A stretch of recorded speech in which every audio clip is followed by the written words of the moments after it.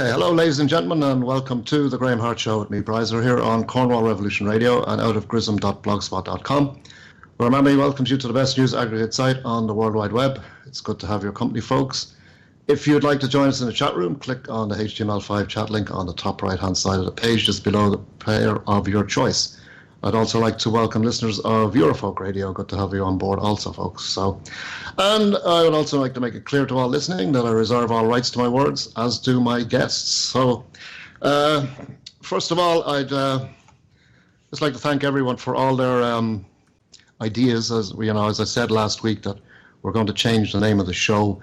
We're not going to do it immediately. We'll probably leave it, I'd say, till the beginning of the new year. A new start. We might put a new name, new start, a new year, So lots of good ideas in there. So we're going to kind of think about all of that, and we'll get that going at some point, as I said, in 2020. I reckon probably the first show in 2020 we'll change the name. Graham is looking at doing his own radio show as well at some point. It's going to be mainly focused on Cornwall, kind of UK issues. So he's kind of working on that at the moment. So that's the reason why I think we want to change the name. But so that's all down the road, folks. But tonight we have a great guest. He hasn't been on the radio show for quite a long time, but we're great to have him on here tonight with us. His name is Frank Raymond. He's based in Vancouver, Canada. He's originally from India. He's written a great book called Sweet Dreams and Terror Cells. And I really would urge everyone to go out and get a copy book, because it is a fantastic read. It's the characters in it are all fictional, but the story is very, very relevant to what's going on today. So I'd like to welcome, without further ado, Frank Raymond. How are you, Frank? How are you doing today? Excellent, Brizer, excellent. And have to tell you that your fame reaches far and wide, and people here in Canada listen to you in quite great numbers, actually. Oh, well, that's great to hear. Very great to hear. It's good that we're getting the word out, and we're getting quite a lot of listeners from all over the place, all over, like obviously Canada, US, Ireland, UK, across Europe, Australia. It's wonderful. It's building slowly, and it's getting some great feedback too. So that keeps us going and keeps us motivated. So it's such an important times we're living in now, Frank, as you're aware, and we got to start talking about these issues, obviously, and then looking at ways we can deal with it, because we are seriously under threat at this moment in time. It's a very dangerous time, but I think there is pushback now, which is great to see, and it's much needed. And it's like voices like yourselves and many other guests I've had on the past who so encouraging to hear what they're coming out with and what they're doing. So things are looking up, Frank. Things are looking up. Well, we have to keep working now. It's a big challenge. It's a big challenge. Well, you said that the most important thing right now is immigration.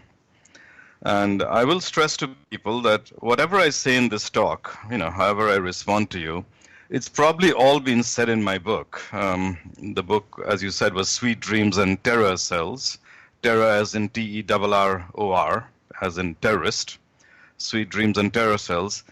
Everything's actually been said in the book, more or less. I did write the book as a total, all-in one volume primer for anyone wishing to find out about the white genocide issue.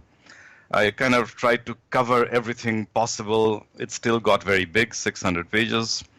But really, if you give that book to a liberal friend or a liberal brother or sister, it should turn them around.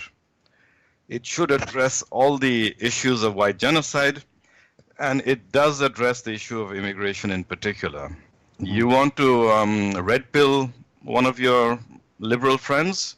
Let them read the book.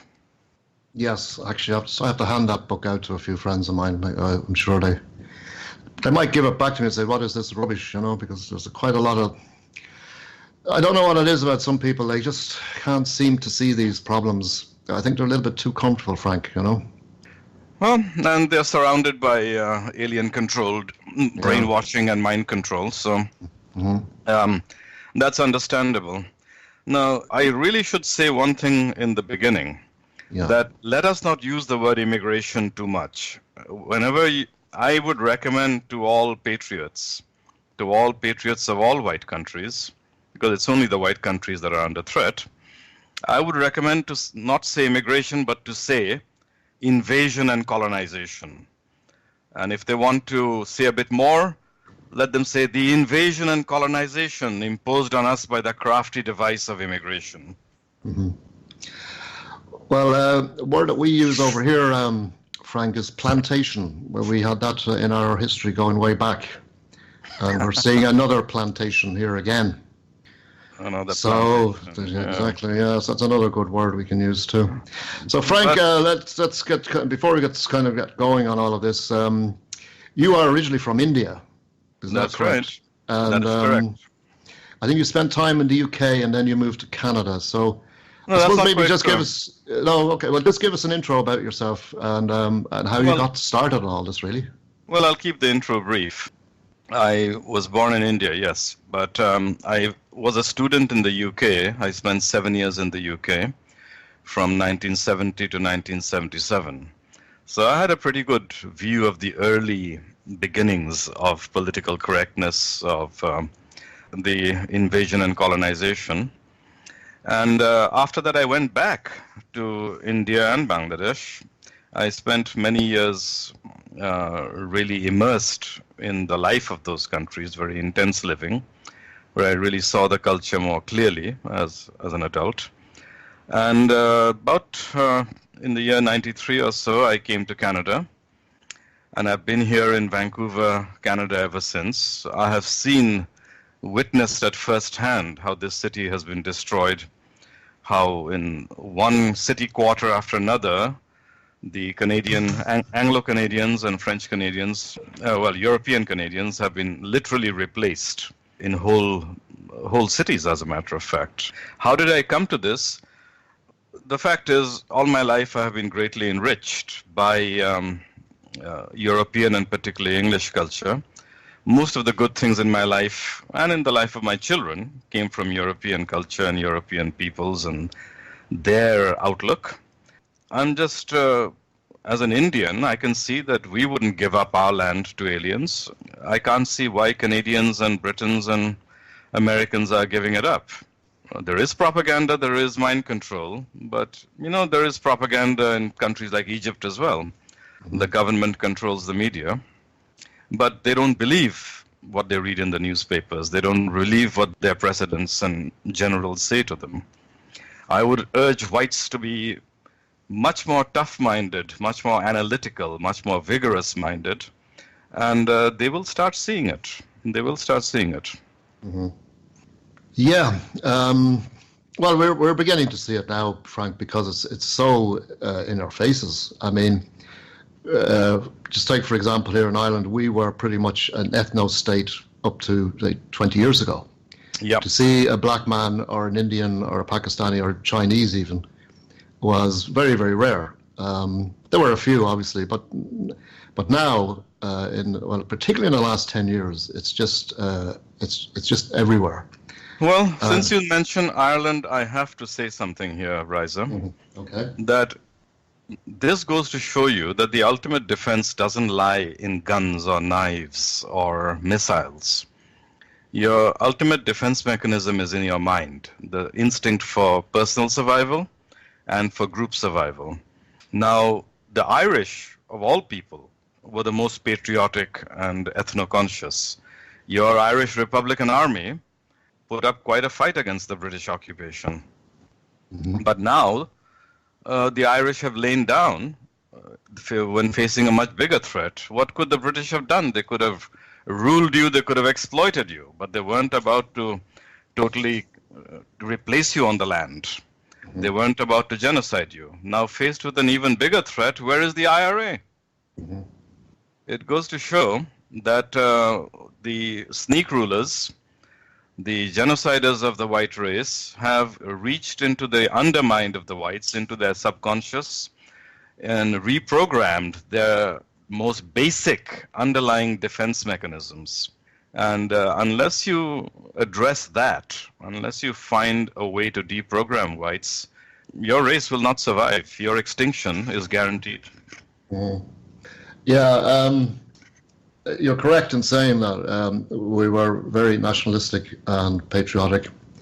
And I suppose 800 years of oppression would do that to you, and continually trying to fight back and always being defeated until eventually we did get some semblance of independence, but our country was divided, and then it was a Catholic Protestant thing for a long time, and then basically Sinn Féin, the IRA, they were infiltrated by MI5 and the usual suspects, and turned from very strong nationalists into cultural Marxists. However, the basic Irish instinct, the instinct deep in the Irish masses, must now awaken, and you need a new IRA, basically, a new version that deals with this much more dreadful threat. And I understand this is a new type of warfare. This is not a warfare by armies and fleets, by navies. This is a war of the mind. European peoples, nobody has ever experienced it, but they will have to learn this form of warfare, psychological warfare, before they go extinct. Mm-hmm. Yeah, and the problem as well, Frank, is a huge problem, is our governments are the biggest traitors, and they have literally opened the gates without any consent of the people. So, well, the sneak rulers subverted the entire country, and of course eventually they took out all the levers of power, the financial system, the media, and the government. That's inevitable. Mm-hmm. That's the case. But if you want to talk about immigration and what I say invasion and colonization, I was wondering if you'd agree that I would organize it around 3 principles. Okay? Okay. The first principle: white people must learn to say, how does it help our people, white people? They must speak of the interests of their race, the white races. Until that is done, until you find MPs and representatives and leaders to say that, none of your moves are going to help. You will never stop the colonization. The second principle is to see obvious truths, regain your common sense, your horse sense, and see what's plainly under your nose. Question everything, even question things that are plainly absurd. And the third principle is that whites have been mind raped to despise themselves and to admire and serve the superior alien. They have come to see Africans and Asians as superior people, and they want to get down on their knees and serve them. This is what really drives the whole colonization. The mind control, the mind rape, which leads the average white, not the awake white, the average white, to despise the self, the white, and to worship the alien, the colored alien, and to want to serve them. So these are the 3 principles, I think, that we can organize our talk around. Would you agree? Absolutely. Yeah. I mean, I said we have to look at ways where we can address these issues with our fellow white people, because a lot of them are very aware of the problem, but are just afraid to speak out because they have jobs and they have families and stuff, and they can't be seen to be too controversial in any ways. They're just afraid of their future, and kind of that's understandable to a point, but we have to find a way where we can say, listen, the futures of your children are at stake here. The future of your country is at stake here, and we have to kind of at least don't be afraid of it, because then you're falling into the trap. Well, if he who is afraid is already conquered. Let me put it that way.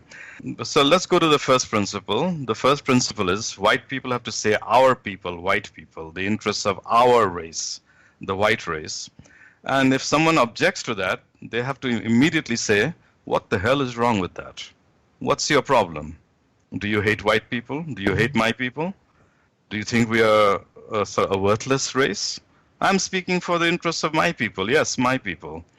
Now, as I pointed out many times, even Donald Trump doesn't ever say white people. He talks around it. He'll say things like, I have uplifted the economic plight of the Hispanics, the Latinos. Black unemployment has never been lower. I have uplifted them. But he'll never say white people, because that is the taboo, that white people are so criminal, so worthless, and so dispensable, never even dare to say their name, never even admit that they are a group with interests, that they're even human. Okay? Mm-hmm. That has to be overcome, and people will have to start saying, how does immigration, how does this colonization help my people? It's hurting my people. Until that is said, nothing will come of it. And just to illustrate that, I'd like to tell a little anecdote. Is that okay? Sure, work away, yeah. So just a few days ago, on the 9th of this month, that is the 9th of October 2019, we had a talk here at the University of British Columbia. Two professors, one of whom has lost his job for speaking up for whites, and the other is about to, I suppose, came and gave us a talk. They were Professors Duchesne, Ricardo Duchesne, and Professor Mark Hecht. Oh yes, you sent me that video. So I watched that. But anyway, you tell the story, Frank. Off you go. Yeah. So now in that talk, now of course, as you saw in that video, we had Antifa threatening us and being rowdy and trying to shut down the talk. They prevented us from entering, but eventually we got through. Now during that talk, a Filipino woman, a student, I'm pretty sure, spoke up and said, Professor Duchesne, when you say things like minorities or other races or white people, I feel hurt and I feel insecure. I feel fearful. Yeah? Mm-hmm. I feel like I'm an other. I've been otherized. I'm unwanted. Right after her, an East Indian student spoke up and said, well, Professor Duchesne, you may not be racist yourself, but aren't you concerned that you're giving aid and comfort to racists and supremacists? So they both said basically that don't say that you are white people and that we are different or that your interests are being affected. Don't say it. Well, I was so outraged that I said I'd like to respond to that. Now, I realize I should not have said that. I should not have. It was the talk of these two professors. Well, I felt very triggered. And Professor Duchesne said, let him speak. Now, I don't remember exactly what I said, but this is roughly the substance. And I'd like your listeners to listen carefully. I said, you are from the Philippines. If I went to the Philippines, the native people, your people, would call me an other, an alien, a minority. And they'd be right. If 15 million of my people, East Indians, flooded into the Philippines, the Filipino people would be outraged. They'd call this an invasion by aliens, and that would be right. But you want white Canadians to be forbidden from referring to the Somalis and Indonesians as aliens, to be quiet, to submit to the invasion and colonization. That's quite the double standard and hypocrisy. And when they, white people, perceive the obvious reality that these invaders are of an alien race, you call them racists to shut them up. Both of you, the Filipino woman and the East Indian man, both of you young people, slung the word weapon racist. So I continued, that's interesting, because for me, a racist is a patriot. Throughout history, a patriot has been revered as a person who stands up for the interests of his race, his people, his ethnicity, his kind. Patriotism and racism have always been the highest virtues. We give medals to patriots, to racists. But now the highest virtue, patriotism, is vilified as the lowest crime, and it is called racism. But you know that. You too, you know that. So you use the word racist as a control word. Humans have control words for dogs. Sit, stay, go pee. And those who want to rob whites of their countries have control words for whites. Racist, supremacist, Nazi. Why did you use this control word? What is it that you've just demanded? You want whites to be slaves. A slave is he who is afraid to speak his mind, as said by the Roman philosopher Seneca. And you want whites to be too afraid, too cowardly to speak their minds as they see themselves dispossessed of their lands and civilization, genocided and replaced by aliens. However, Canadian whites are not dogs and they're not slaves. Canadian whites will soon deal with the control word of racist in the most simple and obvious way. They will say to you, yes, I'm a racist, proud to be. I love my race. I stand for its interests, its survival, for its welfare, for its hold on this land. I want to see many more generations of smiling white children. If that is a problem for you, you are the enemy of my race. And I want you to leave our land, this land, because while we can tolerate enemies in distant lands, we cannot allow enemies to be in our very home and homeland, to be dangerous snakes in our houses and neighborhoods, to harm our children and their children's children, the future generations of our folk.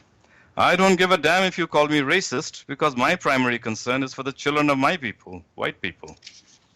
And I continued to the last paragraph, and I predict that very soon, all Canada will see an earthquake of fury against the insolence and ingratitude of aliens who demand that white Canadians bow their heads as a conquered people, shut their mouths as a conquered people, bend over, and stick out their backsides to be shafted by the slumification, degradation, and surrender to alien peoples of the neighborhoods, schools, parks, community centers, and very homes that they have built over the generations in what had once been a bleak wilderness.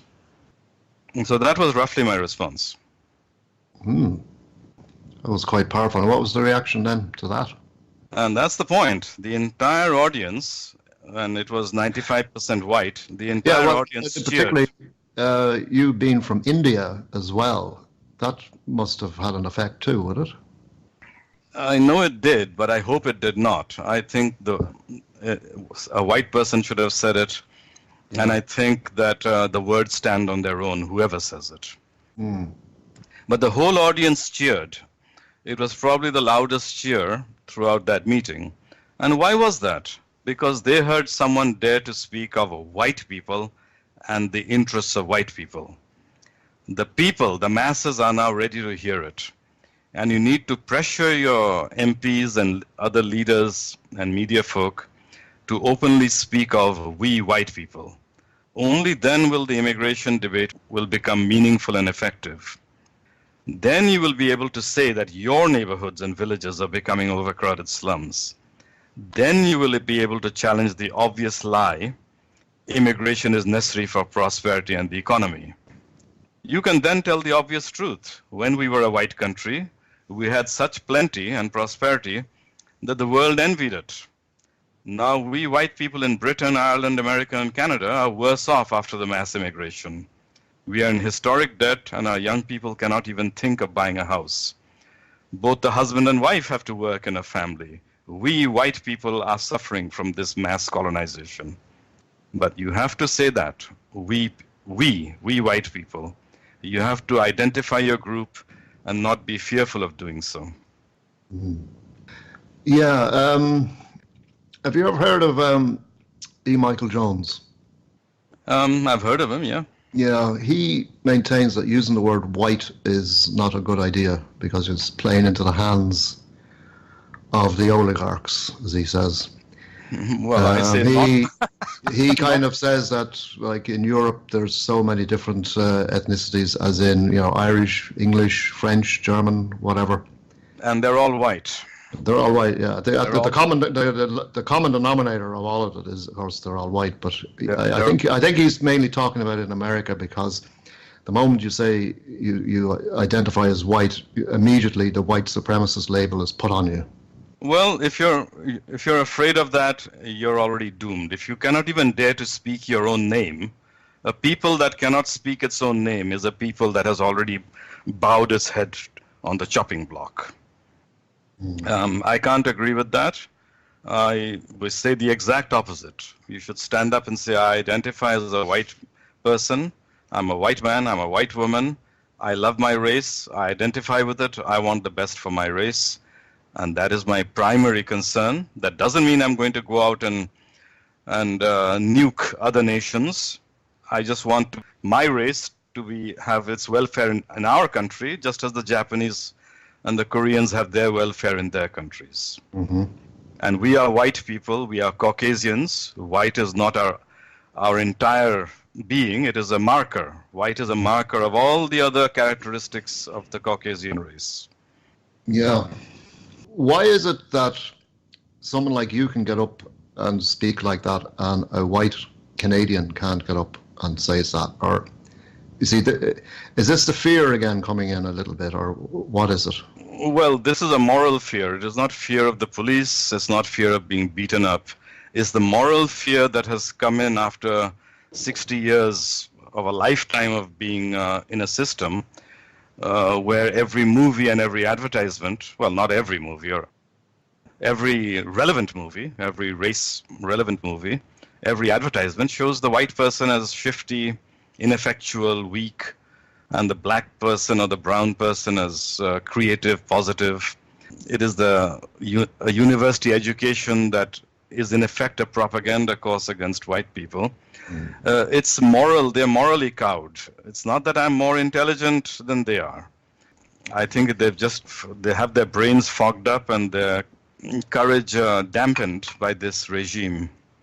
So I would urge them to say what I said, and to, from this moment onwards, just say, we white people, my race, my folk. And I want to talk about the interests of my folk. So when there's a program on BBC, some question time or whatever, and they talk about these issues, I say, well, I'd like to speak for my people. I've heard Muslims speak for their people, even in my own country. But in my own country, I would like to speak of the interests of my people, the English, the Irish, the ethnic Irish. Yeah? Yeah. So that would actually be a prerequisite for you to take us to be able to oppose this mass colonization. Yeah. Well, what you see, particularly in Britain, is a lot of black people would consider themselves English or British because, well, they've been there for about 3 or 4 generations. I suppose since the end of the war, I suppose, or since the 50s, a lot of them came in from either the Caribbean or from the Indian subcontinent. Well, Brizer, these are word tricks, Brizer, word tricks. A country is a combination of the ethnicity and the land it occupies. Japan would not be Japan if you took out the Japanese people. It is the land of Japan plus the Japanese people. Yeah. So Britain is not Britain if you take out the British. Now, who are the British? Shall I tell you? Please do. The British are the Welsh, Irish, Scots, and English. No West Indian, Caribbean black person can claim to be Welsh, English, Scots, or Irish. He does not become British by living on British soil, just any more than a mouse becomes a horse by being born in a barn. Yeah. So, Jasad, how would you see yourself then? I mean, are you proud to be an Indian man, or? I'm proud to be an Indian man because that is what I am. What all the warts and faults and virtues of Indian people, that is what I am. I accept that is what I am. Yeah. I am a Canadian citizen, but I never say that I am a Canadian. I don't say that. I'm a citizen of Canada, but I support Canada to be a European country, the country that was founded as Canada. For the people, I look around at Vancouver today and I see white people say this was never our country, and I say, what's the name of that street down there? Angus, Strathclyde, Burrard, West Georgia Street. Where did these names come from? Who built this civilization? Yeah. Anyway, Indeed, yeah. I'm not going to, if someone, even a third generation black person or Chinese person might say I'm British, but that doesn't make them British. You've redefined the term Britain. You've made it a piece of land, a parcel of land, and basically said anyone who walks onto it by some alchemy becomes as British as the descendants of King Alfred. So you must define these terms and be very tough about it, Yeah. Anyway, I'd like to go on to the second principle. Sure. Yeah, work away. And the second principle is to see obvious truths. Now, no people, in my experience, were more clear-thinking and practical than white people. That's what I saw from my early childhood. I've had, Australian and English and American teachers. They were always the very clear-thinking people who questioned obvious absurdities and obvious evident contradictions. But now it seems the sneak rulers have fogged their minds, and they don't see the obvious. They don't ask the most common sense questions. So just to illustrate that, I'll divert for a minute. I'll take another path for a minute and talk about Holocaust propaganda to illustrate basically how obvious truths are being missed by people, okay? Why don't they exercise their common sense? This is not a show about the Holocaust, but I'll just use the Holocaust to illustrate this point. There's this story that the National Socialist Germans used Auschwitz as their principal site for exterminating their enemies, or people they didn't like, Jews and gypsies and so forth. Now, the fact is Auschwitz is an immense chemical plant, and even the Holocaust people, propagandists, acknowledge it. They say, yeah, it was a big chemical plant. Monowitz was a huge chemical plant, making synthetic rubber, among other things, right? Mm-hmm. Now, here's an obvious question.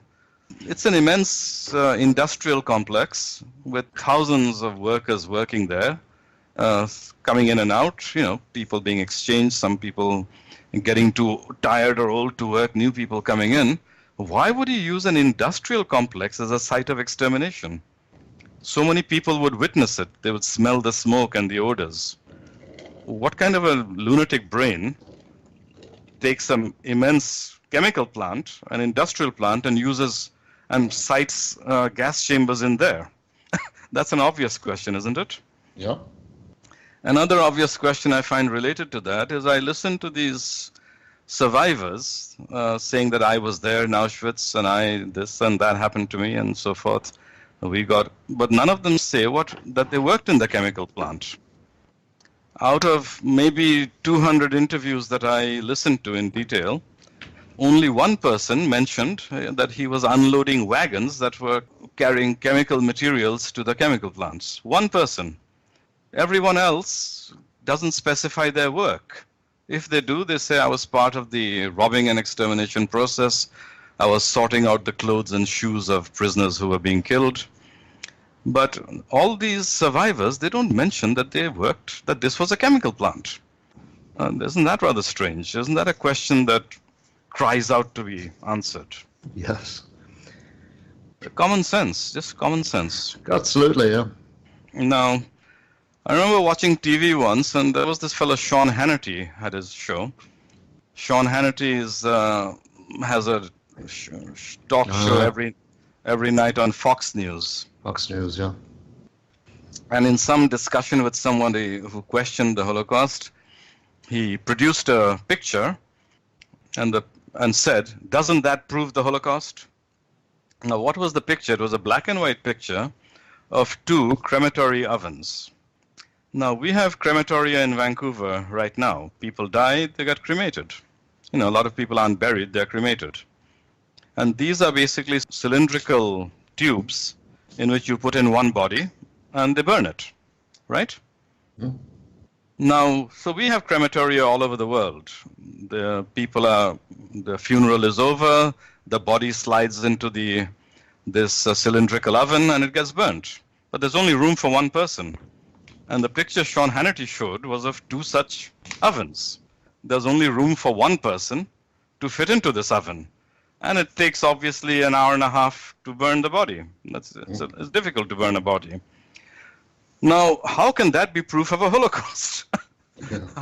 And obviously, you're taking a long time. You're burning bodies individually, one by one, and you're taking a bloody long time to do it. That's in fact proof that there wasn't a mass murder. Yeah. That only a few people died, and they were disposed of one by one and slowly, not in a mass way. Mm. So I think they'd have to, as we were told, they'd have to gas and burn. I think it's nearly 3,000 bodies per day for every year of the war. Yeah. I know, but still wouldn't get to 6 million. Yeah. So it's yeah. But Sean Hannity was very confident that people would look at that picture and they wouldn't laugh at him and say, "What the hell are you showing us, Sean Hannity?" The obvious, always look for the obvious. But then they got around it and said, okay, so they were burnt in open-air pits. That's the story, that the Germans dug these huge open-air pits, and they put railway ties, and they stacked the bodies, and they burnt them and buried them very near to Auschwitz. But then I would ask a simple question, where are those fields? Where are those pits? Why don't we dig them up? Why don't you show them to us? You know, I read a book the other day in which some archaeologists had studied a site on the coast of France. And many millions of years ago, they said, a group of 12 people came to that site, and they traced out exactly what they did. They lived in this cave. They lived here for so many months. They can measure it by the amount of compaction of the soil and the number, and they can calculate how many feet walked there. The tools they made out of stones, the fact that they went into the ocean and caught shellfish and picked up shellfish and caught fish. And they could do this about a group of people who existed millions of years ago. Mm-hmm. So why can't we go to those pits where they burnt millions of corpses and see the ash and the fragments of bones? Simple question, right? Mm-hmm. There's a claim that on Treblinka, there's about 1 million corpses buried under the soil. So here's an obvious question. Why not dig it up? Let's see it. Let's see all those bones and teeth. Yeah? That's an obvious question. Why not? But they say they don't want to disturb or disrespect the bones of the dead.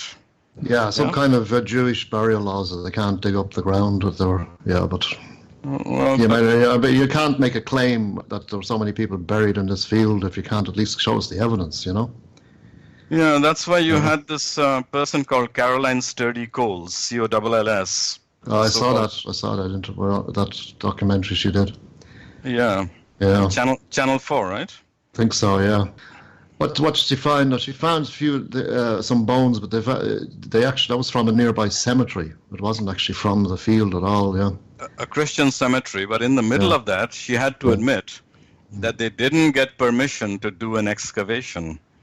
The rabbi in charge of the field did not give them permission to do an excavation. So they resorted to cheap tricks. I mean, showing ceramic tiles. Anyway, I don't want to go into detail there, but they resorted to cheap tricks. Yeah. Now, here's another question. Why do you think, you hear all these survivors saying, we were put on a train and transported an immense distance to Auschwitz, or perhaps to Majdanek. All these in Poland. At that time, fuel was the Achilles heels of the Germans. That was their real problem, fuel. And why would they then sort of waste fuel to transport these people? If they were intent on simply killing them, why didn't they just shoot them on the spot? Why, if you say that this was an extermination program and they wanted to kill all these people, why didn't they shoot them in their countries near to their cities? Why would they transport them all the way there to be killed? That is beyond me. Mm-hmm. Now, I refer you to this movie or a mini-series called Holocaust, The Story of the Family Vice. Now, that's a very moving movie. It's very grisly. Terrible things happen, and it's very famous. The chief actress there was Meryl Streep, and the German villainous officer there was Michael Moriarty, who was famous for the program Law and Order.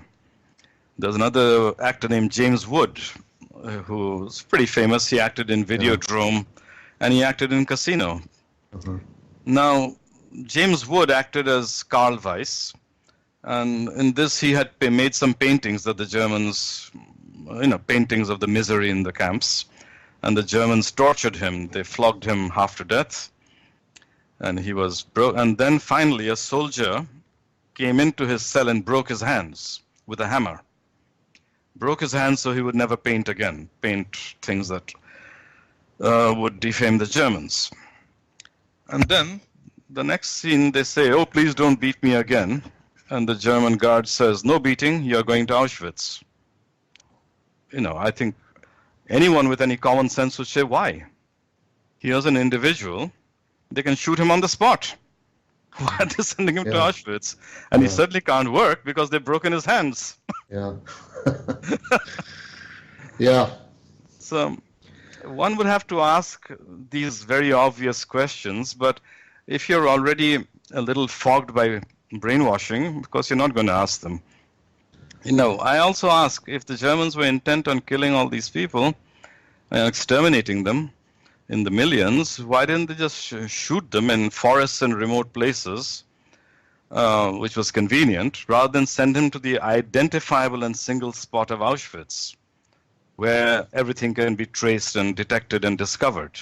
Yeah. Apparently they wanted to hide it, but they could have just shot them in forests, like the Soviets shot 3,000 Polish officers in the forest of Katyn, or in Vinnytsia in Ukraine, mass murders there. Why would they send them to this very identifiable place with records and so forth? So I seem to think it was not a program of extermination, but of transporting people that they thought would be sympathizers with the Bolsheviks, people who would be collaborating with the Bolshevik regime in the Soviet Union, so that they could not sabotage or make other trouble. But if taking the cake in all this is another story about a camp called Dora Mittelbau, or some just call it Dora, D-O-R-A. Apparently in this concentration camp, prisoners, and a lot of them were Jews, assembled the V-1 and V-2 rockets. Now, they say that in the course of working these prisoners to death, assembling rockets, they killed more prisoners than they killed English people in London, or English people generally. But a V-1 rocket or a V-2 rocket consisted of thousands of little parts, and they had to be assembled very precisely and calibrated precisely. If a single part went wrong, that rocket would not fly to London, it would fly off course. It would not land in London to cause death and destruction. Now, if you were a prisoner, assembling with thousands of prisoners, assembling all these little parts, wouldn't you sort of not tighten a screw here, or wouldn't you keep something loose there, or something a little miscalibrated? They couldn't possibly spot you. Exactly. Yeah. That's a good point. Actually, I wasn't aware of that camp actually. Well, have a look at the pictures of the innards, the internal structure of a V-2 rocket. It's very complex, lots of thousands of tiny delicate parts, and they're necessary for precise guidance and control. If I were a prisoner, I know that they can't watch me every minute. I'd just sabotage one little bit, wouldn't be spotted, and that rocket wouldn't fly. Yeah. But the fact is, the vast number of those rockets did hit London. They did, yeah. So that's if I were a German, the last thing I would do was to take enemies, people who hated me, and tell them to assemble these these rockets that needed precision assembly.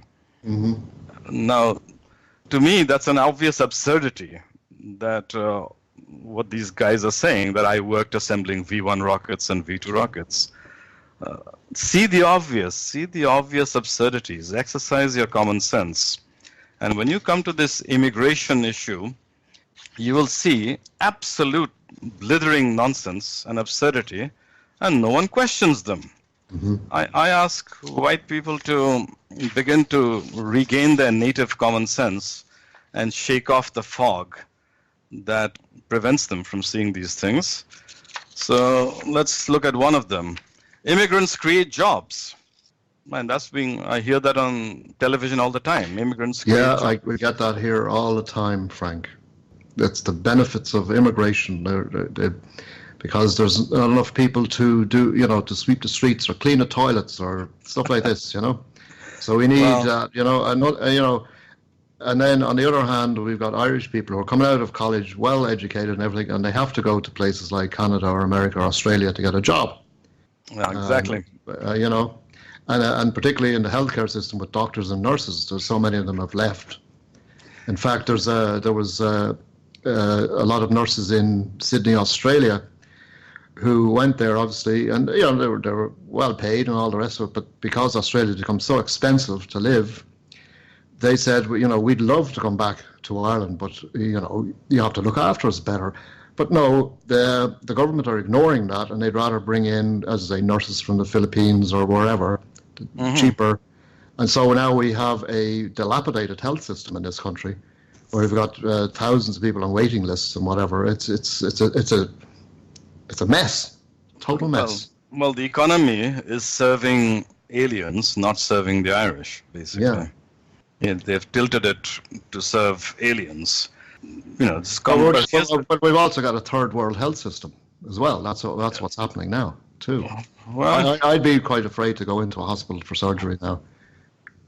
Seeing, a lot of the surgeons are coming from. I'm not saying that they're bad, but I'd much prefer one of my own. The standards are lower where they come from. Yeah, standards are lower. People can get degrees much more easily in Senegal or Upper Volta. The other thing is that the rigorous intellectual schooling of Europe is not present in the third world. So, but here's the thing: immigrants create jobs. Not just fill jobs that are already there. They create jobs. Well, the first thing is that jobs are not an end goal. You can't eat a job. It's not a steak that you can eat or a potato. The U.S. military is a vast jobs program. Okay? A lot of people get jobs in the U.S. military. So if you double the U.S. military, you'd be creating jobs. But that doesn't solve anything. It doesn't put meat on the table. It makes poverty. Instead of using copper to make refrigerator coils, you're making useless rockets. And instead of using the steel to make a car that might take your children to school, you're making a tank. Well, it's jobs, but the jobs don't help you. In fact, you might have an economy in which everyone shoots firework rockets into the air all day. Well, they'll have jobs, they'll be shooting fireworks into the air, but that doesn't in itself help anybody. It creates jobs, but so what? Think of nanotechnology, the kind of ultimate form of automation. When you have nanotechnology, you will not need to work very much. The nano machines will do it all. They'll assemble the food, they'll assemble the tables, they'll assemble computers. You could then work 3 hours a day or 2 hours a day and have a comfortable life. You could spend the rest of the time pursuing your hobbies, being creative and artistic. Yeah, you have less jobs. You've done people out of a job. There are less jobs, but you're more prosperous. Jobs by themselves are not the goal. So when the main issue, of course, is prosperity per capita. So when people tell you that these immigrants create jobs, you say, well, I don't need a job. I need prosperity, buddy. Okay? And that's the first obvious thing people should say. The second thing is that, yeah, immigrants create jobs, sure. They create jobs for themselves. And, 10 million immigrants, legal or illegal, come in from Central America. They flood into the United States. They need to eat. So guess what? They start hoeing potatoes and picking blackberries. They need to eat, so they serve in restaurants as cooks. They are creating the jobs for themselves. But those jobs pollute the land of whites. They create more pollution. They overcrowd. They make neighborhoods, overcrowded. You have to tear down low-rise housing and make high-rises. Instead of having 6 gas stations in a neighborhood, you're now going to have 20. So yeah, they create jobs. They create jobs that rob you of your resources, that deplete the soil, that take out the minerals that are vital to the future of your children. So just because they create jobs, you say, "What? It's obvious to us. What the hell does that do for me?" They create jobs for themselves. Okay? Yeah. And of course, well, you see, the government would say, well, if they have jobs, they'll pay taxes, so they'll contribute to the, to society, so to speak. I'm going to get there. Okay. Well, off you go, Frank. Continue, because as you say, there's just so many. You can just tear down this argument so quickly. So just please continue. Go on. Yeah. Well, I was once talking to a liberal woman. I go to a lot of meetings, literary circles. I go to discussion circles. And there was this very liberal woman who suddenly exploded at me and saying, "We need immigrants to grow the economy. We need immigrants to grow the economy." I said, and why do you need to grow the economy? Why? To have prosperity. And I said, you know what? What do you mean by growing the economy? I don't understand it. I mean, here we have 30 million people in Canada. Bring in another 70, we'll be 100 million. And the economy has grown. How does that help you? Well, she couldn't quite see it. She said, oh, well, prosperity needs a growing economy. So I said, look, China has grown its economy in the right way, not by increasing its population. They've industrialized. Instead of doing things, hoeing a field by hand, they now make tractors. They make their own tractors, and they have tractors. And one person produces more potatoes and rice and rye than he used to do. One person might have produced 100 baskets of potatoes. Now he can produce 500 baskets because he's got automation, he's got industrialization. That's growing the economy. Why do you need to have people to grow your economy? Mm-hmm. Well, she couldn't see it. She just couldn't see it, and she said, "You're tricking me," because those countries are they're old established countries. We are a growing country. We have lots of land. We need people to develop it. I said, why? Why do you need to develop land that is pristine, that is forested? That's the last thing you want to do. Mm-hmm. In the end, what she really meant was grow the population. And what she really believes is that if you grow the population with millions of aliens, it'll grow the economy in size. And somehow when you grow the economy in size, that'll create more prosperity per capita. Mm-hmm. She somehow thinks this because that's what they tell her all the time. Yeah. That's what the TV boys tell her. That's what the talk shows tell her. That's where it comes from. The media always speaks of the economy grew by 7% last month, or it failed to grow. It didn't grow at all. They convey that you need to increase the total product, the GDP. They create the myth that you need to increase the gross domestic product, the gross total of all the potatoes and TV sets and refrigerators. That's a myth, because obviously what you need is for an individual to have more TV sets and refrigerators. You need per capita prosperity. But they've created this myth that you need to increase GDP, the total output of an economy, and that somehow, in some way, makes people more prosperous. Now, I say that people like you should push back against that and say, well, it's not just GDP, it's GDSE, is gross domestic shitting and eating. Nice one. I like that one. So all gross domestic shitting and eating. Good. Yeah.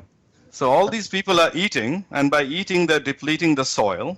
By consuming, they're taking out and using up the scarce aluminum and copper and manganese and vanadium that you have, a limited finite amount of have. And in the end, they shit it all out, and they pollute the soil, they pollute the water, and the shit goes into sewers and pollutes your rivers and your lakes. So when they say we need to increase our GDP, just say, do you need to increase the gross domestic shitting and eating? Yeah. Because that's what all you're doing is GDSE. I love it, Frank. I love it. Brilliant. Fantastic. And it will make you poorer. You will have no resources left. There will be no fertility left in the soil. That's a very serious issue. I used to, having lived in Bangladesh once, I used to eat certain kinds of fruit. Then I went back after 20 years, and I tried to eat the same fruits, and it was acidic and sour. And I looked into it. I said, why is it acidic and sour? It's because all the good stuff has gone out of the soil. The soil has been cultivated and used so much. So now a guy eats a banana, but he's eating empty material. The good stuff in the banana, the minerals, the selenium, for example, or the magnesium is not there. Yeah. He's not getting anything out of it. And I noticed that with California, we used to get these blueberries here in Vancouver. We used to get blueberries from California. They used to taste nice and sweet, nice and succulent and good. Now, 20 years later, the blueberries are all sour. And I'm suspecting that the Californian soil is now depleted and lacking in many good things. Yeah, well, I'm sure Monsanto and all the rest of them have a part to play in that as well, with the pesticides and everything they're using. Like big agriculture is taking over from small farming, you know, where people had their own little bit of land and were able to look after themselves, you know. Well, that's Bolshevik stuff, collective farming, remember? The collectivization of the Ukraine? Yeah, that's it. Have it all completely under control. And we're moving back in that direction again, you know. So, Frank, I tell you, hold your thoughts there. We're going to take a small music break, and we'll come back and we'll you know, obviously we'll continue on with what you're saying there. And I also want to play in the second hour too. I just want to play a clip that from the Michael Parkinson show on the BBC, where he was interviewing Muhammad Ali about race mixing, and again, just amazing what he said. This was back in the 70s. But, I remember that. Yeah. So we'll do that. So, folks, we're going to play that tune now. I think Graham's got it lined up. I think it's Stackridge, Dora the Female Explorer is the song. I don't know that one, but Graham has it lined up. So we will play that, and we'll be back to you in a few minutes, folks, with Frank Raymond.